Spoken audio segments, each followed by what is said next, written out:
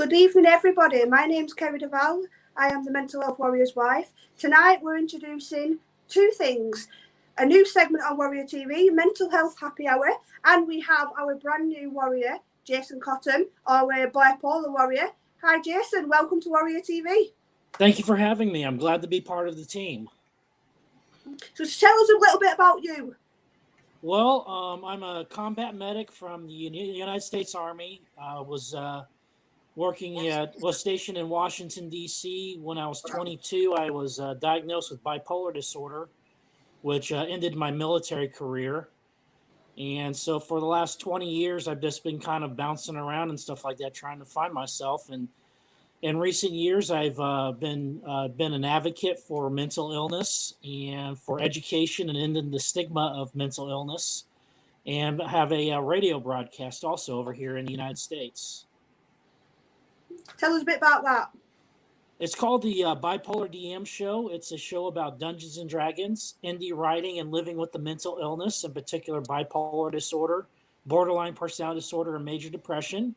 We talk about geek stuff, and also we talk about mental illness and how sometimes those things interconnect, even Dungeons and Dragons and mental illness, and how Dungeons and Dragons has been used in recent years, in the last decade, in play therapy for the treatment and helping people who suffer from not only mental illness but also are on the autism spectrum and other disorders.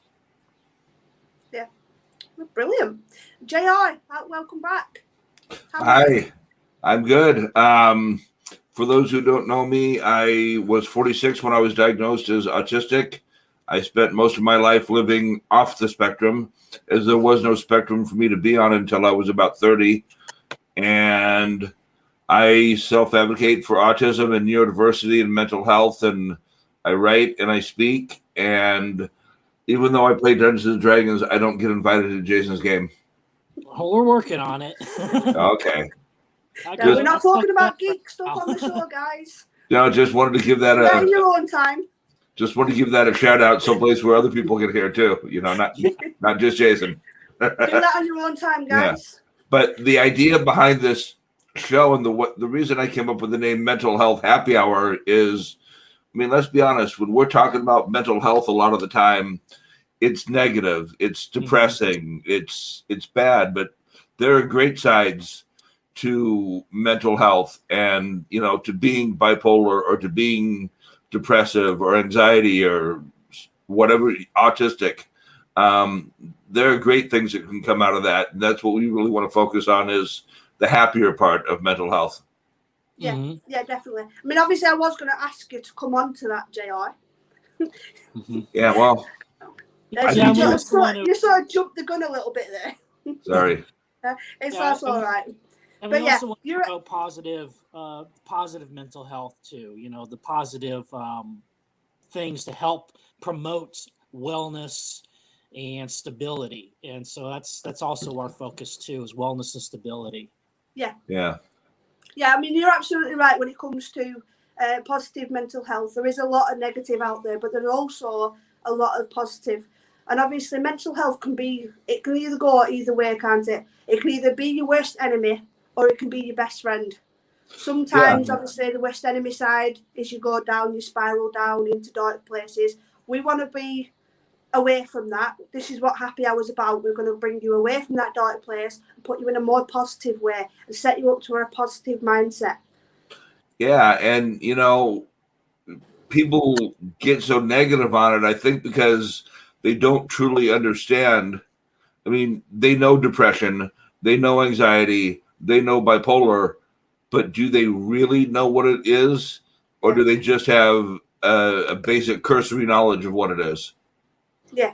I mean, obviously, there's a lot of stigma around mental health, and we want to break that stigma around. Exactly. Well, no, exactly, and that's what I wanted to do with this, is break down and show real life. You know, these are real life people who deal with this, and I would bet when it comes to corporate America, especially when you get to middle management or above, there's a lot of people hiding their mental illnesses.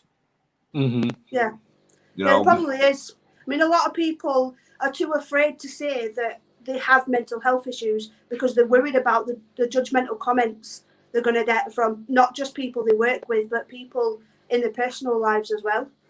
And obviously, when you get that label attached to you, you know, it can be horrible. But then it also opens up a world of opportunities for you as well, because then you can go into the mental health world and say, I have this or this, you know, depending on whatever you've got, you know, and find other people who have gone through similar things to you and have the same stories to you, but then are on the same journey as you towards the recovery and living with mental illness.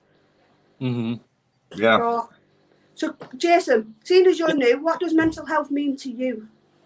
Well, for me, mental health is not only stability, but positive. You know, I don't like how mental health is mental illness is being portrayed in the media, comics, and everything like that. There's a lot of fear in the media that's being promoted about those of us who suffer from mental illness, and that brings a lot of fear through ignorance. And so I believe that the best way to dispel that is to shine a light on it. And positive mental health is for everybody, not just those of us that suffer from a mental illness, but also for those that are neuronormal, who don't have an anxiety disorder or depression or anything like that. But just the same, they got their ups and downs just like the rest of us, maybe not so severe, but they got them too. And they a lot of the same techniques that we use for promoting positive mental wellness can be used by them as well to help them and their mental health. Yeah. You know, I don't know if you guys remember this or heard it, but it was late May, early June of this year. World #1 women's tennis player Naomi Osaka withdrew from the French Open because she couldn't deal with the panic attacks and the anxiety she received at post-match press conferences. So she pulled out of the tournament, citing those mental health issues and that she just needed to kind of get things together. And there were so many critics, including other professional tennis players, who said, hey, you signed on, you knew that stuff was part of the job, suck it up and deal with it. Yeah. And obviously that's the wrong attitude to have towards somebody. I mean, you can tell somebody, suck it up, deal with it. That's the wrong way to talk to somebody, isn't it? Yes. Yeah, well, I was going to say, why don't you have them suck it up and deal with it the same way Naomi is? Yeah. Go on, Jason. Oh, I was just totally agreeing too. The whole suck it up and drive on. I ran into it in the military, real heavy in the military and stuff like that. In the civilian world, same attitude, that, the rest of us are going to our 9-to-5 jobs. The rest of us are paying our bills. The rest of us are taking showers and doing self-care and everything like that. Why can't you just suck it up and toe the line just like everybody else? And it's just like, we got a lot more on our plate than you do. Yeah. Carrie and Jason, I think one thing that really will help and is helping with mental illness is, unfortunately, people like the three of us can talk 24 hours a day, but we've got a very limited audience when it comes, just in the world in general. Yeah. But you get a guy like Elon Musk who comes out and says, I'm autistic, or model Chrissy Teigen, who recently came out and said, I've had mental health issues dealing with depression. When people like that come out, who have a bigger platform, can come out and say, hey, this is who I am, this is part of me, I think that'll help. Yeah, because the numbers, if you take it down to 1 in however many, that there's a big part of Hollywood that has mental health issues. Yeah, of some kind. Yeah, exactly. And it does help when we expand that platform where celebrities are now comfortable enough in themselves that they're able to come out and to not only, say I have a mental illness, but also explain how they're overcoming it and that it is possible, and to give hope to other people, saying, I've been where you are at now and it does get better. there is hope. There is Yeah. light at the end of the tunnel, and the light is not a freight train coming at you. So having the celebrities and having the big endorsements and stuff like that is a great boon to us advocates for mental wellness. Yeah. Yeah, I mean, obviously, there's a lot of celebrities coming out these days saying they've got mental illness. I mean, we just have to look at the likes of Chester Benningfield, very famous singer. Yeah. Yeah. Oh, yeah. Yeah. Had mental health issues his whole life, and obviously, sadly, it led to suicide. But look what impact he has on the world. Look at how good his songs are. You know, this guy's a legend. No, and Avicii, on the same lines, the world famous DJ, who was 28 when he committed suicide. Yeah. Mm-hmm. There's also a boxer. I can't remember his name. Adam, you've got his book. My mind's gone completely blank. I've lost his name. That come out and said he's got mental health problems as well, and it's a world famous boxer. Yeah. Can't recall his name. It'll come to me. We'll go off this podcast later on. I'll be like, that's the name. Yeah, exactly. That's how it normally happens. Let's just say the world-class boxers may not get their mental illness naturally. Tyson Fury. Thank you, Adam, on the comments. Tyson Fury, people. Okay. Yeah, because Adam's got his book, and I've had a flick through it myself. He talks all about being in dark places, but the fact that it's his family that keeps him going, which down to earth guy, credit to him. Yeah, family and friends are huge anchor for us too, and so many of us lose family and friends due to mental illness, due to our symptoms, due to our acting out, that we by the nature of our illness isolate ourselves, and that's the worst thing you could possibly do with a mental illness, is to isolate yourself, because when you do that, you become trapped within your own mind and you have nobody to pull you out of it. Yeah, well, and when you live in a remote type area where Jason and I live in a town of 4,000 next door to his town of 10,000. And, I really only got what I would call two good friends that I do stuff. And one I do stuff with 3 or 4 times a year, though we play Dungeons and Dragons a couple times a month. And then Jason's the only one I actually ever do anything with. Mm-hmm. Yeah. Adam's commented with a joke. What do you call an alligator detective? I have no idea. No idea. Go Adam, enlighten us. The croc. And Adam, I need my charger wire. I know you're on the comments. An alligator detective. Yeah, an investigator. Oh, an alligator investigator. Okay. That's not funny. That doesn't make any sense. It's one of those stupid jokes, isn't it? Go back and have the beer, Adam. Yeah, they might get better. Yeah. I was actually going to answer Ace Ventura, but yeah, Adam, I need a plug. Well, I'm sorry, I'm just having a conversation with Adam on the comments while I'm live. Not very professional of me, I know. Well, you know what? Hey, it's the happy hour, so we're having a good time. I'm still, Yeah. Yeah. I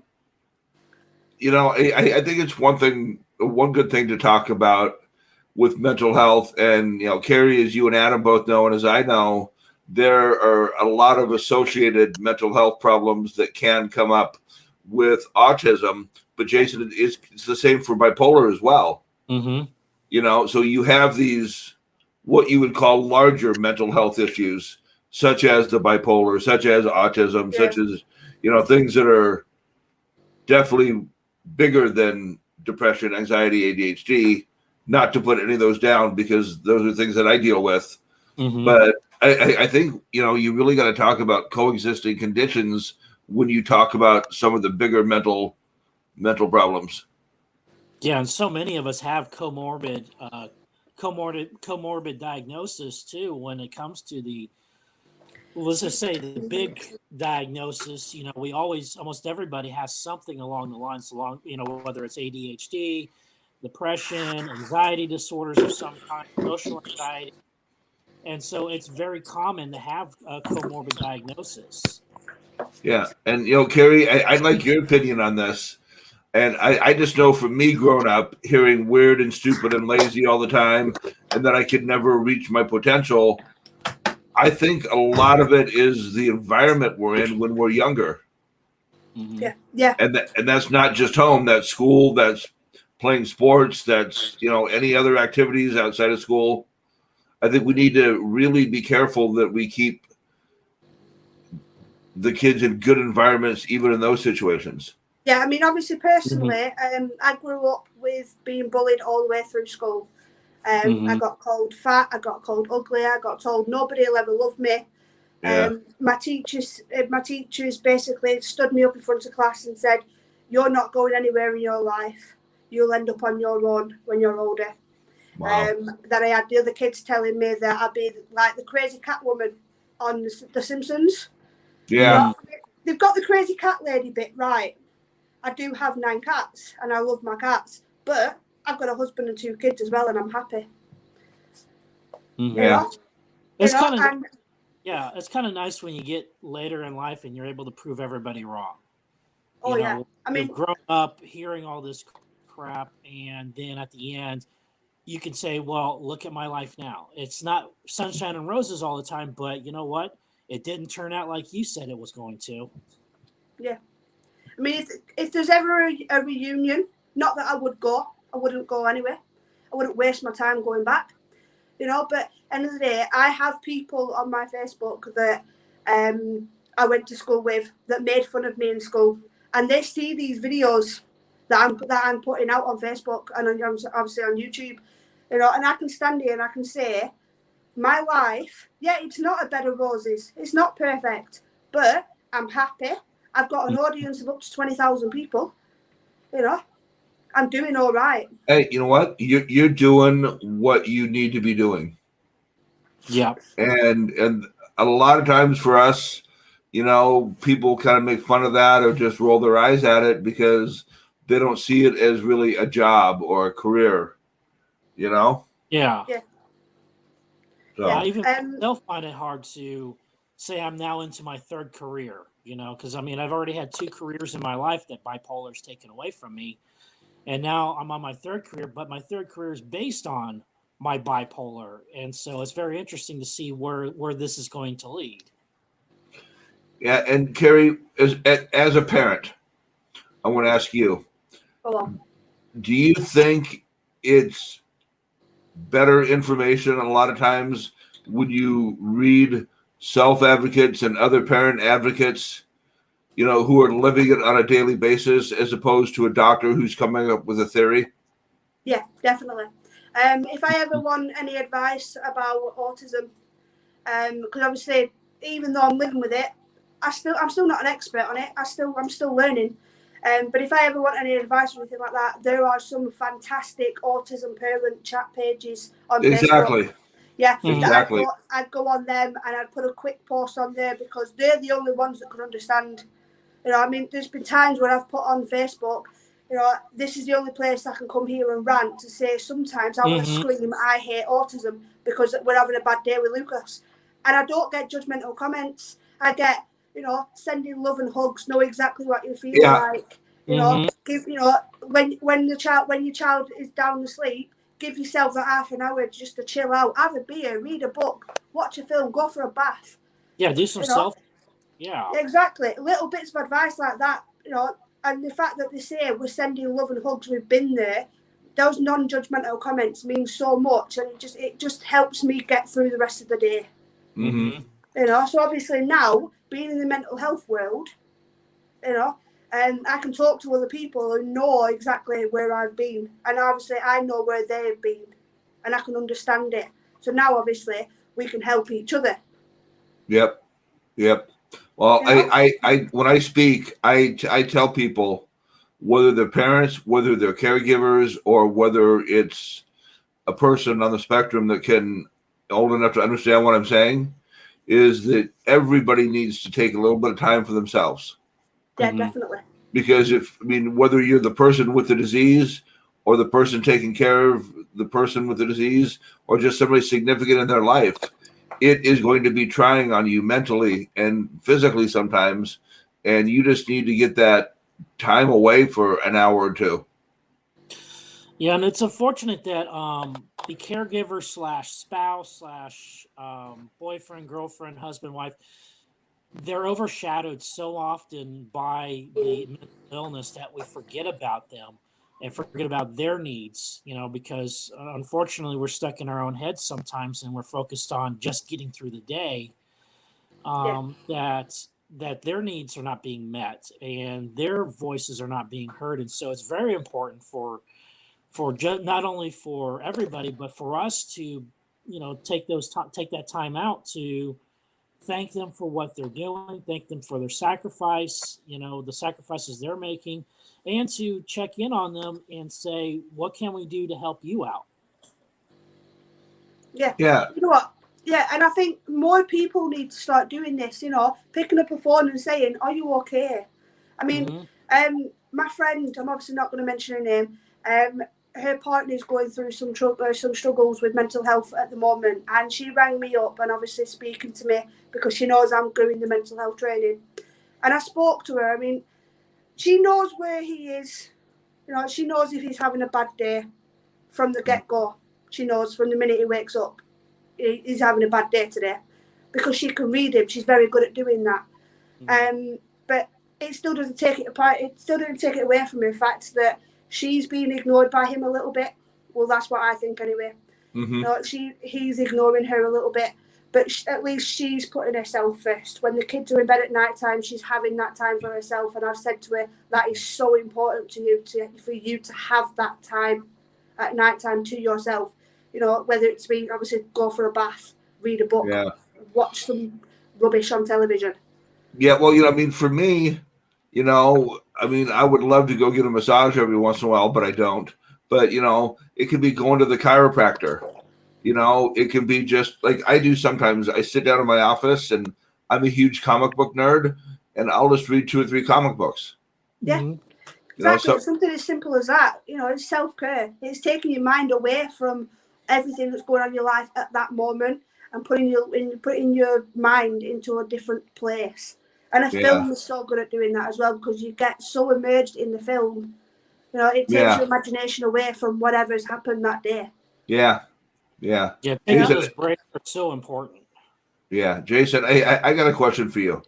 Yeah. So, do you think that as you divulge your mental illnesses to a significant other, do you think that they kind of walk on eggshells for a little bit? I think so. Over what you told them? Yeah, from personal experience, mostly it's just because they don't know. Right. Like what you say when you talk about people, the quote that you like to use for people with autism: if you've met somebody with autism, you've met one person with autism.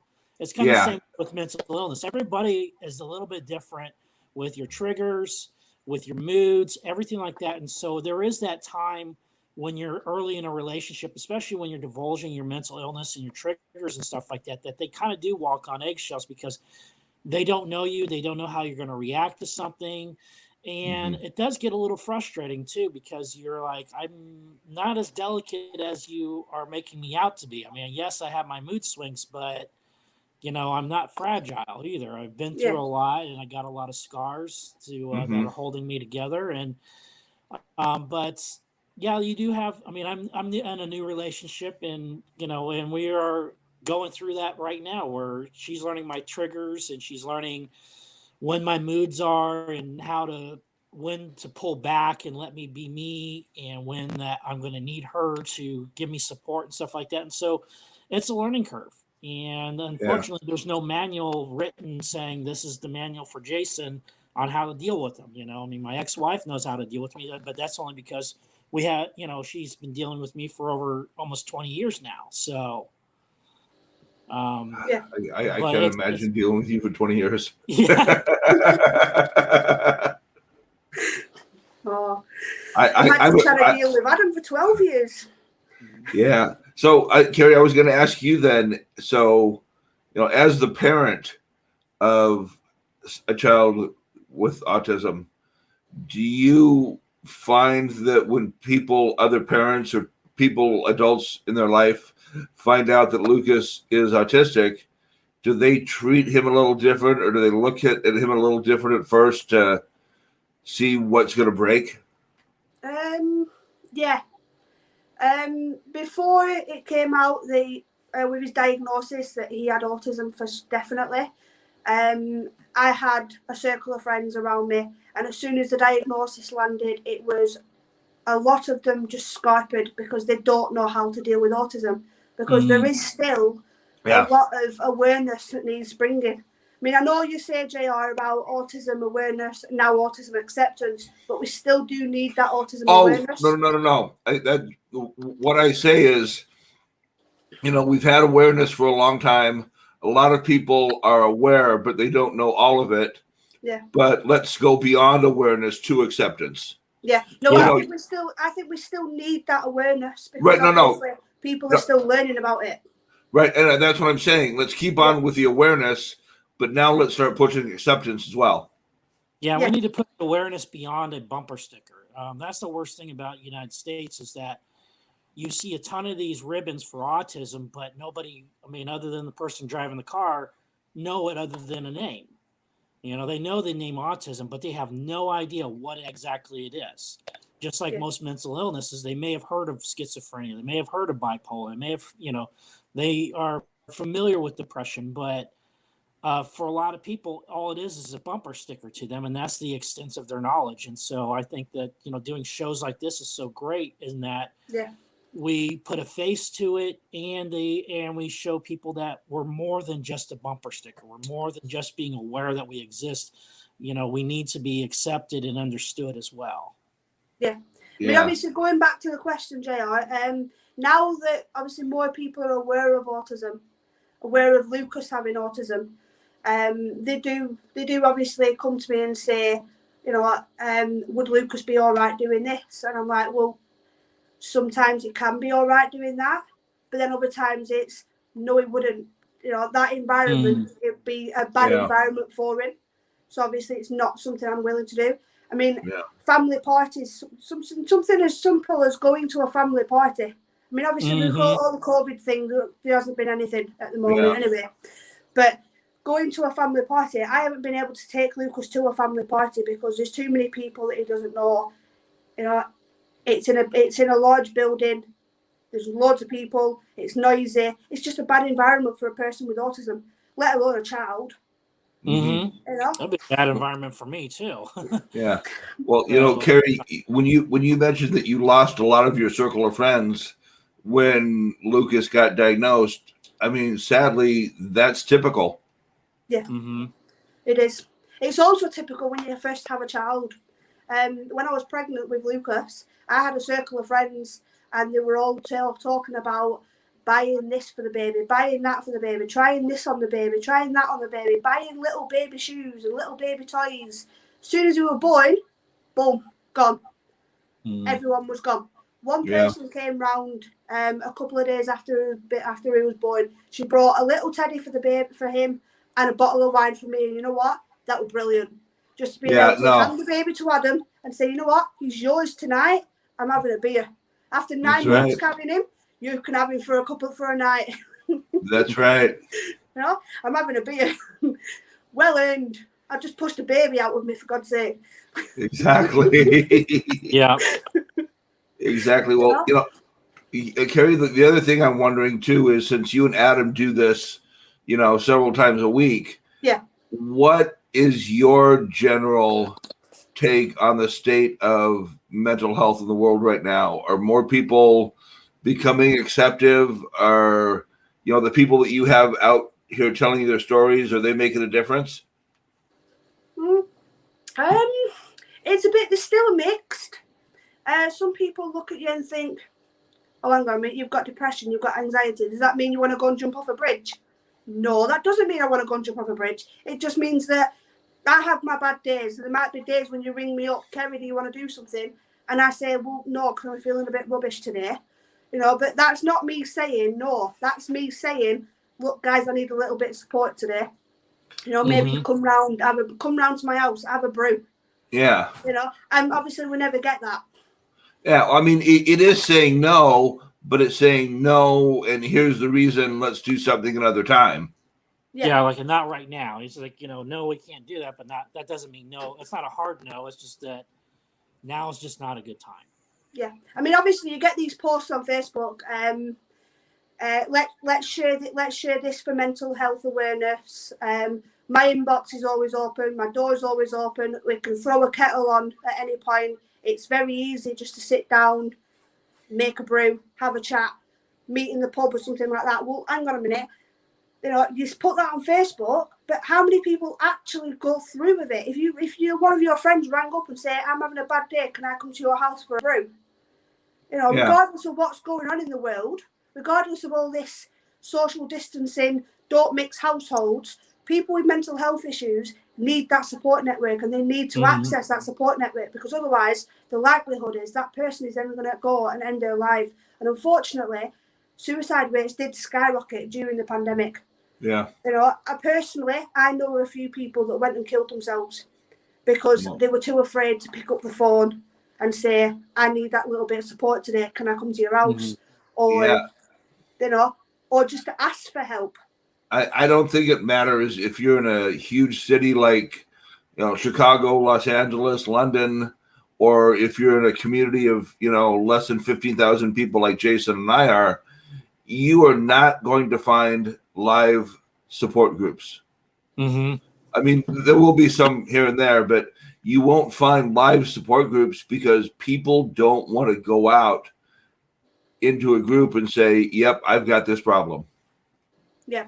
And obviously this is why we did the Mental Health Warriors, to stop the stigma around mental health. It is okay not to be okay. It's okay to say, you know, I have mental health problems, be it depression, anxiety, bipolar. You know, I'm obviously not going to make a list of every single one of them, but you get the idea. Yeah. You know, it's okay to say it. Yeah. You know, it's absolutely fine. I mean, personally, I've got anxiety. There are days where I wake up and I think, I need to go to town today because I know for a fact that we need stuff for the house, but I can't be bothered. There's too many people out there. Yeah. So I'll go online and I'll just order it online because it's very easily to do my food shop online. You know, there's times when I've done all my food shop without leaving my bed because I'm having a bad day. Yeah. No, I've done that before. Not from my bed, I mean from my desk. But you know, but I mean I haven't wanted to go into the store and deal with people. So I just roll the dice and do my online grocery shopping. Yeah. That's kind of the nice thing with technology nowadays, with modern technology. If the pandemic had hit 10 years before, we would have been in a lot worse shape as far as being able to get groceries, being able to socialize, stuff like that, without the abundance of the internet and technology. And so it's been great having everything happen right now when we can do online shopping, when there is online therapy available, when there's online groups available and stuff like that. And so there's so many things where, for those of us who have social anxiety and don't want to be around people but need to be around people, especially as people of our own kind, technology has been great for us. It's the matter of taking advantage of it is the biggest thing. Yeah. I mean, obviously for me, I've got a social anxiety. So obviously I know, you know, there's days when I would say, I'm not going to repeat myself, but yeah, don't want to leave the house. But a few years ago, if you said to me, go online, do a live podcast with strangers from in America, I'd be like, not a chance. Not a chance am I going to do that. I haven't got the confidence to do that. I get laughed at, I get judged and everything. My anxiety, my heart rate, no chance. But look at me now, I'm doing it. Yeah. You know, I mean, I've never met any of you two, but I'm chatting to you as though we've known each other for years. Right. And, you know, it's funny. I got asked last year to speak at the Missouri State Capitol in front of 1,500 people, Only I didn't know it was 1,500 people at first. I said, yeah, no problem. I'll do it. And then I said, so how many people you expecting? 1,500? I'm like, oh. My heart Okay. is like this. But you know what we need to do also remember to do for our self-care is to celebrate those small victories, such as speaking in front of a large crowd, speaking with strangers that you've never met.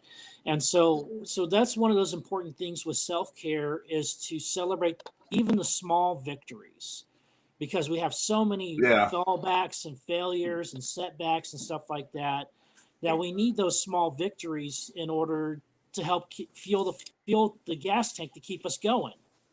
And so Yeah. it is important to do that.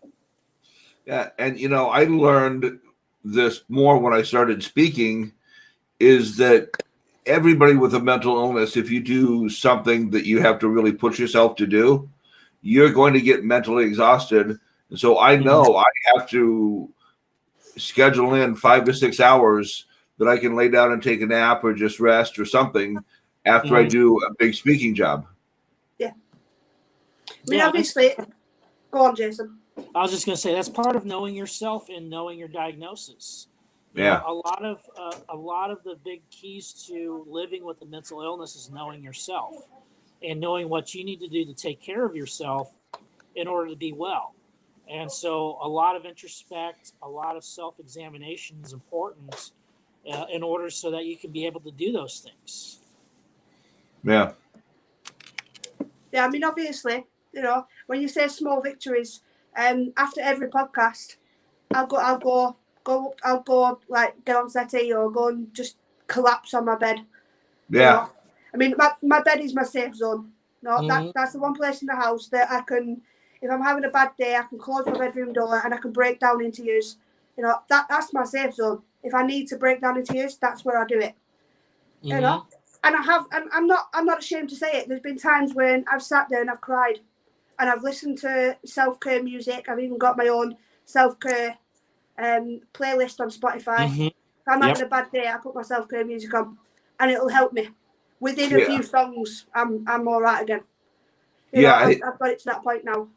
I've got a meltdown music playlist on my phone that if I feel myself starting to go into an autistic meltdown, I can just crank on that playlist, and they're not all completely mellow, you know, type songs, but they're songs that have a nice regular beat, you know, can get me back kind of right on a track. Yeah. Yeah. So go on then. Name one song that's on this list of yours, JR. One off top of your head. I'm thinking right now. I Will Remember You. Oh yeah, I'll Remember You by Sarah McLachlan. Yeah. One of mine is Linkin Park, Somewhere I Belong. The words in that I can. Oh no, I love the words in that. I can completely relate with. Yeah, I can connect with it. It's like, you know, I can listen to the lyrics and I'm like, this song could very easily be my life. Well, and that's how strongly I connect with it. And for a lot of us with mental health issues, you know, the song "Breaking the Habit." Yeah. Jason, what's one song that helps you? Issues by Julia Michaels is at the top of my playlist. I have a couple different ones. I got my happy thought ones, which is my positive ones I listen to keep me upbeat. I have my bipolar playlist, which is like all over the place, just like my bipolar is, where I have classical music, death metal, and everything else all mixed in between. And I have just my different ones. Like if I'm in a funk, I'll listen to my bipolar playlist just because I'll not necessarily ruminate in my illness, but kind of let it wash over me. And music has been so powerful in my life and influencing me and influencing my moods that I recommend having a playlist to just about anybody that's able to, you know, because music does so much to the spirit and to the soul as well that we need to feed that. Yeah. Yeah. So Carrie, I'm looking here. I've got like Mumford & Sons. I've got Coldplay. Hootie and the Blowfish. I don't want to know your whole playlist, JR. No, but I'm just thinking, you know, I'll just give you 3 or 4 songs. Bands, you know. Yeah. Adams likes Evanescence. Oh Oh Yeah, yes, he that's likes a he good likes one there. Evanescence. Yeah. Yeah, there's a few songs he listens to, and when I hear the songs, I'm thinking, right, okay, he's in self care mode. Just give him that little bit of time, you know. Yeah. And I bring the kids downstairs if he's upstairs, or I'll take the kids upstairs if he's downstairs, and just give him that time on his own, because I know obviously self care is so important to people. Yeah, You know, I've also got a playlist for writing to help kind of jack me up and get me inspired and get my creative juices flowing. And that's all the Linkin Park and Foo Fighters and you know. Death Yeah. Punch, you know. So it's Yeah. Yeah. yeah. Go ahead. Yeah, people. I'm going to say people have playlists for lots of different things. I bet when you see runners running up and down, they've got a playlist for running. Oh, they do. Yeah, absolutely. Yeah, I bet they have. I know a few people who exercise who've got a playlist for exercising. They're all like upbeat, keep going type things, you know. Yeah. And they won't finish exercising until the last song on that playlist is finished, because they know how many songs on it and how long that playlist is. And well, yeah, if they know that they want to work out for 45 minutes and they put 45, 46 minutes of music on there, then they know when the playlist is done. So are they. Yeah. Mm-hmm. Yeah. Yeah, and I'm like, I'd be like, do you ever get bored of them songs? You know, mix it up a little bit. I mean, I do. Yeah. You know? And one thing I that's go through myself care, and I change it up sometimes. Go on, Jason. One thing that's important about self-care is sometimes you also have to realize that some emotions can't be avoided. You know, a lot of times we have these playlists to avoid certain emotions or to pull ourselves out of it. Other times we need these playlists just to get through the emotions that they're so overwhelming that there's no getting out of it. There's no pulling out of it, like depression or funk or whatever you want to have, or a bipolar mood. You know, those things just happen and they can't be avoided. And so sometimes having those things, these distractions, help us just cope with it. You know, not necessarily pull us out of it, but just to be able to survive it. Yeah. You know, and one thing I was just thinking, this, we'll say this again towards the end, but, you know, if you have questions or you have topics that you want us to talk about, leave comments on the Facebook page, on the Mental Health Warriors Facebook page, and just put, or YouTube, and just put happy hour, you know, in the comment. Yeah. Hashtag happy hour. Yeah. You know, if you want to throw a question at us for next feed, go for it. Or inbox the page on Facebook and say, I want to come on happy hour. I mean, we're open to adding other people into the mix and having a chat. Oh no, exactly. Yeah. But you know, it's I do want to find, you know, questions and you know, topics that people want if we have those. Yeah, definitely. Because it always helps, because, you know, like me and JR and you, we have multiple shows going on. And so content gets after a while, content gets a little hard to come up with. And so that's where we depend on the audience to, what do you want to hear about, or what do you want to hear more about? You know, not necessarily something new, but maybe something you want us to touch more on, because that we might have not gone in depth about. So, you know, so we welcome those comments, because it helps us out a lot too, so that we know what the audience wants to hear and what people need, what they need to hear. Right. Yeah. I mean, obviously with me and Adam, we've gone from 10 shows this week to 11 shows this week. Wow. It's going to be crazy busy this week, you know. And it's one of these that every video leads on to another video, and then we sort of like, right, okay, we're talking about this on this video, that on another video. I mean, yesterday we did. See, mine's gone blank again. Yesterday we did gambling addiction. Next coffee morning we're doing trauma. We were meant to be doing labels next week, but I've done it to trauma, and labels will be the week after. But we've got people lined up for that already. You know, we're already having conversations on how that podcast is going to go. Obviously we don't script anything for these. No, we just have general chats off screen. We're all chatting to each other. Right, okay, we can maybe bring this up. We can maybe bring that up. I don't think we should bring this up because it might be a trigger. You know? And then obviously we come on and we go with the flow. Yeah, and one thing about triggers I want to say is that sometimes they can't be avoided. Yeah. And we shouldn't shy away from triggers or sensitive subjects, especially when it comes to mental health, because there are going to be those people that need to hear it. And so if it's a trigger to you, it may not be to somebody else. And I hate to say we can't be sensitive to everybody, but we try and be sensitive to the majority. And so we do need, to touch on those triggers and stuff like that too, because people need to hear about it. People need to know that they're not the only ones that have this trigger.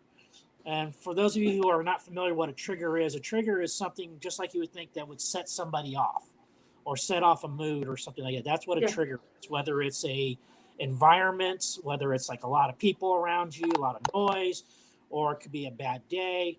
There could be a lot of things that can cause a trigger and set you off. And a lot of those just can't be avoided as much as we try to structure our lives in. And in the same time with the show, they need to be talked about just the same too, because they're very important to people. They're very important so that people know what they can do technique-wise to minimize, avoid, or just be able to endure a trigger. Yeah. Once you know what triggers somebody has, you can say, you can try. You obviously, if that's going to come up in conversation, you can say, "I'm really sorry about this. It has to be mentioned just this once." You mention it and then you pass it by, and hopefully it doesn't trigger that person off. But then obviously it can very easily trigger that person off. I mean, you've got to work it out, whether it's a friend, your partner, a work colleague. You've got to figure out what the triggers are. You've got to try and not tread on eggshells around them, but try and avoid them a little bit just to help that person out. I mean, personally, with partners, I know Adam's triggers. He knows my triggers. I know that if I have to mention one of his triggers, I always say, "I'm sorry. I know you don't want to hear it, but," and then I mention it, because then he knows I'm going to mention it, and he'll try and ignore me mentioning it. And I know sometimes that does help him. And giving somebody a preparatory, an advance notice saying, we're going to mention a trigger. Give somebody a mental break to just say, all right, I let them prepare for it. Because a lot of times when these triggers happen, they come out of left field, or they blindside you. And that's the worst part about triggers, is that a lot of times we don't see them coming. That's why they're triggers. Now, if it's something you see coming down the road, it's a little bit easier to say, all right, I can mentally prepare myself not to take this personally, to separate myself from the situation or what's about to be discussed about, or to minimize the impact of what's being discussed about. And so triggers are very important to be aware of. And I realize that sometimes we don't need to be afraid of them. We don't need to be afraid of triggers. We just need to be aware that they are there and be sensitive about them, but we shouldn't avoid them and be scared about a trigger. We just need to learn how to handle them. Yeah. Right. And go ahead, Gary. I was just going to say, Adam's just commented, sometimes we need triggers in our lives so then it gives us something to work with. Oh, yeah. Because obviously, if you can learn to live with your trigger, that's going to help you so much. Go on, Jay, what were you going to say? Well, speaking of triggers, I was going to mention that I'm just finishing confirming a guest for next week, who I'm sure will come on, but her name is Brenda Grund. She's out of the Netherlands, and she works specifically with girls and women on the spectrum and with other mental illnesses who have eating disorders. So is she going to come on this show then? Probably next week. Yeah. Right, well, obviously, that's a conversation for off screen. Do please let us know how that conversation goes. I'm going to say thank you both for joining me tonight. Tomorrow, 11 a.m., Adam is back with Kim Dunlop. She is a dating coach. So that's 11 o'clock UK time. Adam's doing that one. And then I'm back tomorrow with Daniel Pace. I don't know if I'm pronouncing his last name right, but that's at 1 p.m. tomorrow. So thanks again for both of you for joining us. You're welcome. I hope you had fun on your first time on Warrior TV. Well, it's not my first time, but yes. I was talking to Jason. Okay. What was that again? Have you had fun on your first time on Warrior TV? Yes, it's great. Especially having a panel, it's so much. It takes a lot of stress off.